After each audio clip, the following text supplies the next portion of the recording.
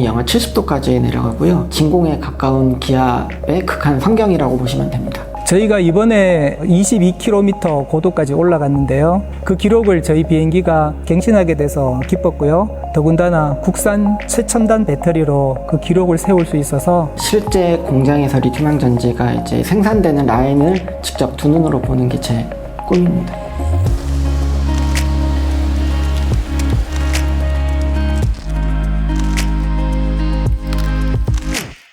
저는 항공우주연구원 항공기술연구부에서 근무하는 이윤교라고 합니다. 성층권 태양광 무인기 과제를 맡고 있습니다. 안녕하세요. 저는 미래기술센터 혁신전지 1 프로젝트에서 리튬 황전지를 연구하고 있는 이승우 책임이라고 합니다. 2012년도에 입사를 해서 약 9년 동안 리튬 황전지를 연구하고 있습니다.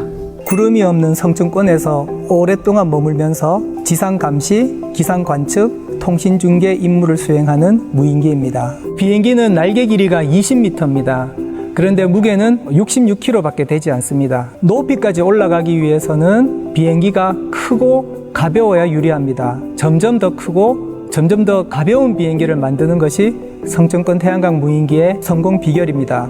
아침 8시 36분에 이륙을 했고요. 9시 한 45분 근방에서 이제 착륙을 했는데 약 13시간 정도 비행을 한 걸로 기억을 합니다.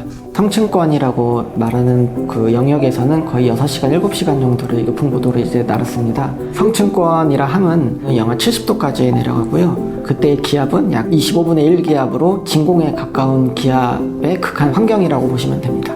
일반적으로 항공기 같은 경우는 성층권 이하에서만 비행이 가능하고요. 그 이상의 이제 진공에 가까운 환경 안에 어떤 것을 넣었을 때 부풀어서 그냥 바로 터진다고 보시면은 쉽게 생각할 것 같습니다.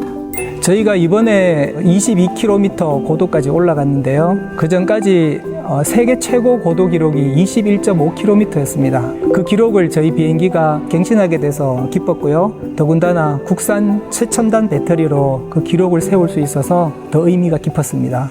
그 비행 당일날 새벽에 이제 공항공센터에 이제 집합을 해서 이제 비행 준비를 하는데 안개가 너무 심하게 껴서 거의 10m 앞까지도 보이지 않았었습니다. 다행히 아침에 이제 안개가 싹 걷히고 그 이륙을 하였습니다. 그때 기분이 가장 좋았고 저고도, 고고도, 그리고 22km 이제 최고 고도를 달성할 때는 좀 긴장이 되어서 계속 그냥 모니터링만 했었고 야간에 이제 착륙을 하였을 때 그때 이제 좀 비로소 이제 실감이 나서 벅찬 가슴이 좀 있었고 결과를 저희 고생한 팀원들에게 먼저 공유하고 싶은 마음이 가장 컸습니다.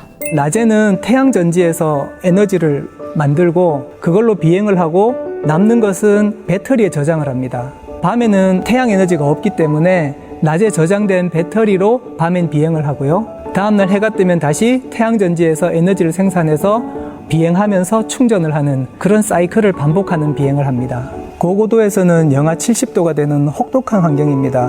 혹독한 환경에서도 모든 시스템이 정상적으로 작동을 해야 하고 가벼운 구조와 많은 에너지를 저장할 수 있는 배터리가 필요합니다.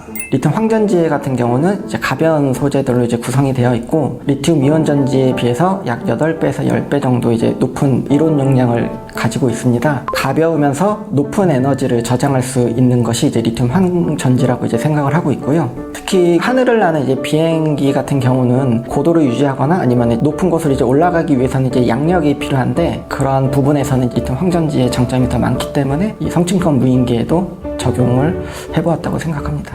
지난 8월 중순에 53시간 연속 비행을 저희가 성공한 적이 있습니다. 내년에는 LG화학의 리튬황 배터리를 이용해서 그 기록을 갱신하고 싶습니다. 최종적으로는 국산 배터리를 탑재해서 6개월 동안 비행을 하는 것이 저희의 최종 목표입니다. 9년, 10년 정도 이제 개발하고 연구하고 있는 리튬 황전지가 상용화되어 갖고 실제 공장에서 리튬 황전지가 이제 생산되는 라인을 직접 두 눈으로 보는 게 제 꿈입니다.